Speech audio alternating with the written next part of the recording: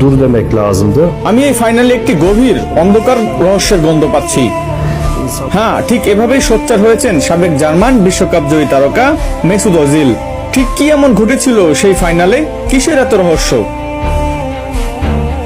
Final শেষে এক সাক্ষাৎকারে ওজিল প্রশ্ন তোলেন, যে দলটা পুরো টুর্নামেন্ট মাতিয়ে ফাইনালে উঠলো তারা পুরো 90 মিনিট প্রতিপক্ষের পোস্ট লক্ষ্য করে একটি শটও নিতে পারবে না, এটা কোনো স্বাভাবিক ফুটবলীয় ব্যাখ্যার মধ্যেই পড়ে না।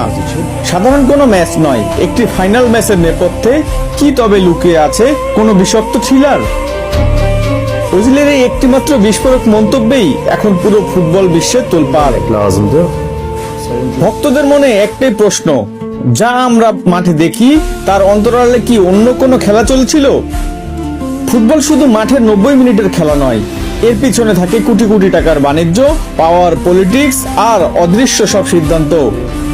Destekçi. ওজিল যখন মুখ খুলেছেন তখন বিষয়টা স্রেফ উস্কানিমূলক মন্তব্য ভেবে উড়িয়ে দেওয়ার সুযোগ নেই। তার এই ইঙ্গিত কি কোনো বড় দুর্নীতির দিকে, নাকি ফুটবল নিয়ন্ত্রকদের সেই অদৃশ্য হাতের খেলা যা ভক্তদের চোখ এড়িয়ে যায়?